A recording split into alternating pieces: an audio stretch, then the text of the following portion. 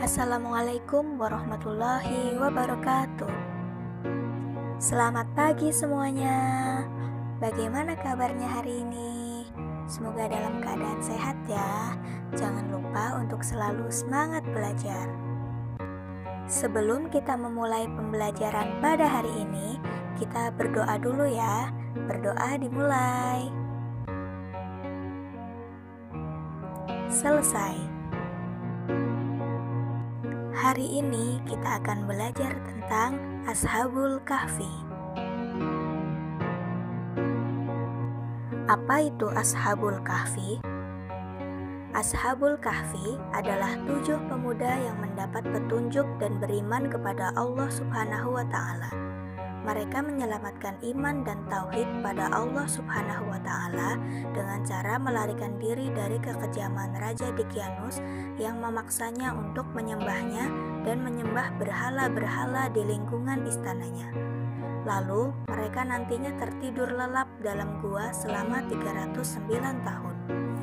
Banyak yang berpendapat lokasi gua terdapat di Yordania di perkampungan Al-Rajib atau dalam Al-Quran disebut Al-Rokim yang berjarak 1,5 km dari kota Abu A'landa dekat kota Amman, Yordania. Raja Abdullah II, Raja Yordania, telah meresmikan untuk mendirikan di muka gua Ashabul Kahfi masjid dan ma'had yang diberi nama Masjid Ashabul Kahfi.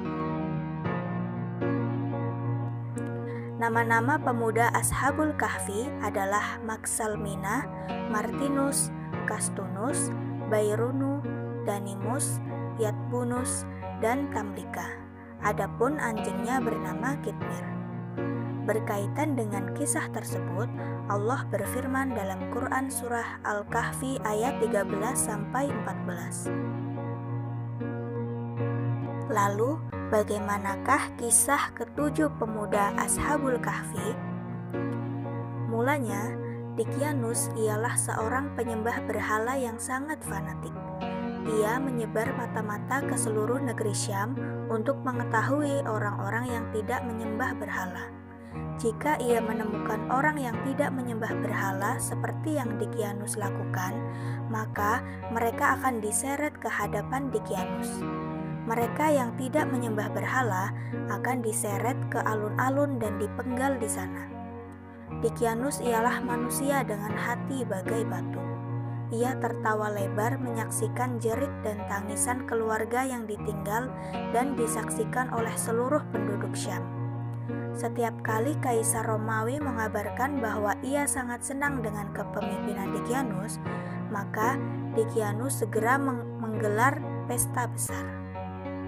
Suatu hari, Dicyanus mengadakan pesta pernikahan besar. Ia mengundang seluruh rakyatnya untuk hadir tanpa terkecuali. Seluruh penduduk diperintahkan agar menghias rumahnya dengan lampu-lampu yang cantik. Hari yang dinanti itu pun tiba. Orang-orang berkumpul di sekitar istana yang dikelilingi sebuah parit yang sangat lebar. Mereka menari dan bernyanyi bersama. Sementara itu, para menteri memadati istana. Tidak lama kemudian, muncullah Dicyanus dan mempelai wanitanya yang disambut meriah dengan sorak tepuk tangan. Dicyanus kemudian duduk dengan khusyuk di hadapan berhala yang berada di tengah-tengah istana. Suasana menjadi senyap. Dicyanus menyembah berhala itu, lalu kemudian menyerahkan sesembahan, lalu kembali bersujud pada patung yang terbuat dari emas itu. Ia kemudian duduk dalam singgasananya, menyaksikan para menteri dan rakyatnya yang silih berganti menyembah berhala. Tiba-tiba, Dicyanus terlihat gugup dan gelisah, dan berkata, "Menteri, mana Martius dan Nairawis?" Tanpa mereka sadari, Martus dan Nairawis ternyata telah meninggalkan pesta lebih awal. Martus dan Nairawis adalah 2 orang dari ketujuh Ashabul Kahfi.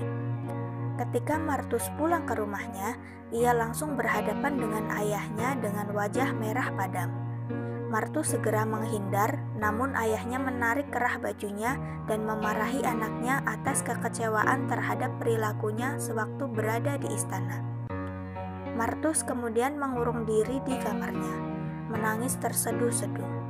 Ia merasa diasingkan oleh seluruh penduduk negeri, bahkan oleh ayahnya sendiri yang amat ia sayangi, yang bernama Nastas, salah seorang menteri dari Dikianus. Sedangkan Nairawis, ia adalah anak dari menteri kepercayaan Dikianus, yaitu Kaludius. Sementara itu, di rumah Maksalmina, seorang pengikut ajaran Nabi Isa alaihissalam yang sangat tidak suka dengan pemerintahan Dikianus, tiba-tiba rumahnya diketuk. Maksalmina membukakan pintu. Ternyata yang ia temui ialah Martus, sahabat yang sepaham dengannya. Mereka berdialog dengan peristiwa yang baru saja menimpa negerinya. Mereka berdua ialah orang-orang yang kehilangan orang yang mereka sayangi dari peristiwa tragis itu. Tidak lama mereka bercakap-cakap, pintu rumah kembali diketuk. Ternyata mereka adalah Nairawis dan Dainamus. Dainamus ialah seorang pedagang yang selalu tertindas dalam ketidakadilan oleh para pedagang besar orang-orang Romawi. Mereka berempat terlibat dalam pembicaraan yang serius, hingga akhirnya mereka memutuskan untuk lari dari kota yang penuh dengan kenistaan dan jauh dari Tuhan. Keesokan harinya, terdengar kabar bahwa putra dari Dikianus tewas terbunuh di sungai. Pembunuhnya ialah Hawawi, Nartusia, seorang pengikut Nabi Isa alaihissalam. Ia segera ditangkap dan disiksa di hadapan Dikianus. Ketika sedang mengawasi penyiksaan ini, mata-mata Dikianus mengatakan kepada Dikianus, "Tuan, aku pernah melihat pemuda ini bersama Martus dan Nairawis beserta para pemuda lainnya. Aku khawatir mereka bersekongkol menyiapkan rencana licik ini. Mereka menyebarkan bahwa Tuan adalah orang sesat karena menyembah berhala. Mereka juga mengatakan bahwa Anda kejam dan sewenang-wenang. Aku khawatir mereka berusaha menggulingkan Tuan dari jabatan terhormat ini." Mendengar perkataan ini, Dikianus geram. "Pergi dan tangkap mereka sekarang juga. Jangan kembali jika kau tidak berhasil menangkapnya." Di antara para pejabat Dikianus, ada yang simpati terhadap nasib Martus dan Nairawis. Kabar ini pun tersampaikan ke telinga Martus. Mereka berenam sepakat untuk melarikan diri ke negeri terdekat Ar-Rokim. Disinilah cikal bakal pelarian pemuda Ashabul Kahfi dalam pelarian mereka, kemudian beristirahat dalam sebuah gua. Dan tidak henti-hentinya mereka meminta perlindungan kepada Allah Subhanahu wa Ta'ala. Allah Subhanahu wa Ta'ala menjadikan gua ini tampak menyeramkan, sehingga siapapun yang mendekati gua ini akan terbesit ketakutan dan tak berani memasukinya. Ketujuh pemuda dan seekor anjing ini akan tertidur selama 309 tahun dengan izin Allah Subhanahu wa Ta'ala. Hal tersebut terdapat dalam Quran Surat Al-Kahfi ayat 25.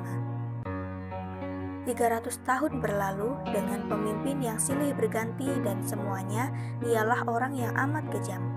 Hingga akhirnya Allah Subhanahu wa Ta'ala menunjukkan jalan. Negeri Syam kini dipimpin oleh seorang pengikut Nabi Isa alaihissalam yang memerintahkan rakyatnya agar menyembah Allah Subhanahu wa Ta'ala dan menghancurkan berhala. Ia juga berlaku adil dan sangat bijaksana. Negeri Syam kini menjadi negeri yang makmur dan rakyatnya terhindar dari kemiskinan. Itulah materi pembelajaran kita pada hari ini. Dan ini kesimpulan materinya. Nah, selesai sudah pembelajaran kita hari ini. Semoga bermanfaat dan dapat menjadi teladan bagi kita semua. Sekian. Wassalamualaikum warahmatullahi wabarakatuh.